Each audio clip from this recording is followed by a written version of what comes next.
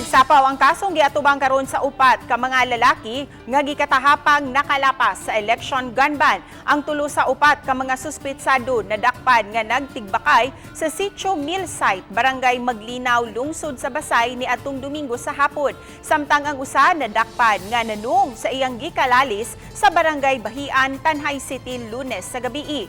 Matud sa kapulisan sa Basay, ang nadakpan sa akto nga nagtigbakay mao sila si Hover Omison, Jerry Katid ug Jonald Ampan. Apan gawa sa mga manok, mga bihag, tari ug cash nga patad, nasakmit usab gikan kang Jerry Katid ang kalibre 38 nga revolver ug mga buhing bala niini. Samtang sa Tanhay City, nasakmitan og improvised pistol ug mga bala sa 12-gauge shotgun si Renny Boy Kadayday. Samtang gikalalis ni ini ang iyang silingan nga si Rickney Ortivo.